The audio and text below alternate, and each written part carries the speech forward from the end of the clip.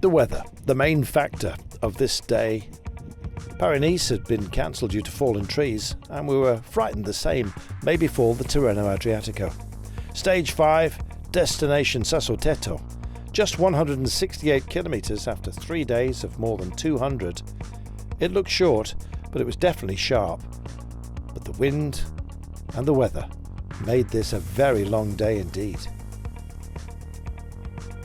Well, with gusts nudging up to 80 kilometres per hour throughout the day, gullying wind always a danger, and virtually no flat ground to play with, this was always going to be tough. So much so, in fact, the organisers trimming 2 kilometres off our destination, just in case. High winds then were out there as a warning. It looked like spring at the sign-on, then autumn at the rollout. We were soon to experience the bite of winter out there. Well, not before 7 went up the road, before Quinn Simmons pulled the pin, leaving 6 to be chased, and that chase was led by Bora Hansgrohe in defence of the leader's jersey on the back of Lennart Kemna. Never that far from the front, Jumbo-Visma, of course, still with high hopes for either Roglic or indeed Kelderman. And perhaps even Wout van Aert. Well, it was a dance out there of which clothing to choose.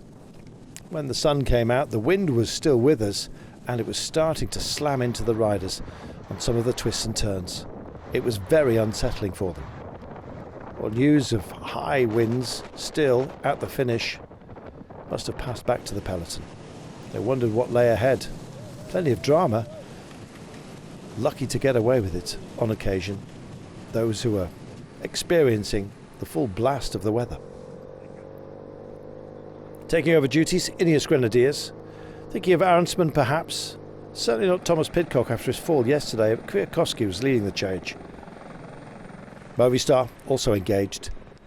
Intermediate sprints came, and one of them going to Santa Romita from Green Project Bardiani.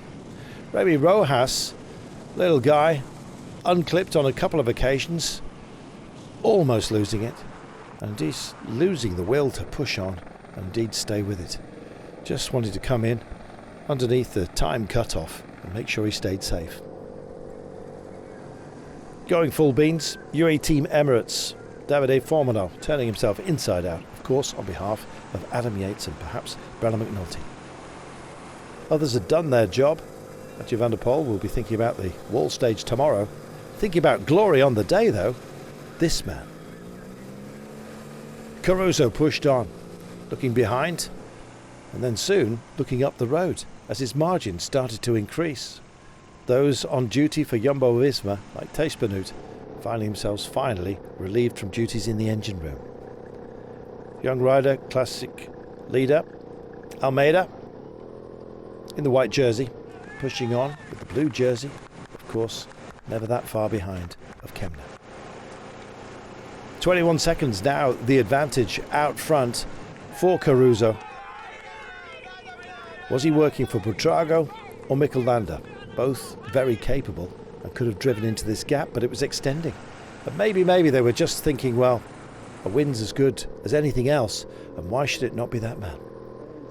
Caruso still going for it, his maximum margin of 23 seconds suddenly disappearing with an attack of Enric Mas. He'd struggled to stay with his teammates on some of the descents. The wind ever present, but Mas looked strong at this point. We were wondering who would have the strength to stay with him. Well, Ciccone was right on his wheel. Landa came over to join the fun. Hugh Carthy rolled the dice. And never that far away, Jumbo-Visma. Wilco Kelderman closing down the gap. Primož Roglic always in the shadows. Well, true great stars step out of the shadows at exactly the right moment. And that's precisely what we had at the end. Big pickup. Theo Gegenhardt decided he would try and have some fun. Vlasov also wanted to get involved. Ciccone too, but in the end, Roglic by a bike length, winning a mountaintop sprint. It was absolutely fascinating. Roglic supreme, and in the wind, took the 10 bonus seconds that were enough to secure him the lead of the race. Lily Kemner finishing on the same time, but with the 10 bonus seconds. Roglic turned a 6-second deficit into an advantage overall. He's in blue. Twice in a row we've seen the familiar telemark celebration. Ceremony indoors due to the cold and the wind. The press corps getting a doubting out of the door. Roglic taking it then by a margin of 4 seconds, the lead of the race that is. Almeida 12 seconds in arrears. Brella McNulty also only 17 seconds down. He's in the blue then. And so we race on. Osimo, our destination tomorrow. 193 kilometres in total. And a real wall stage. Walls to be taken on 4 separate occasions.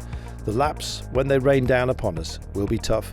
And just 7 kilometres shy of the 200 mark, it's going to be another very tough day. We're just hoping the wind blows over, the storm goes away, and we have some sunshine.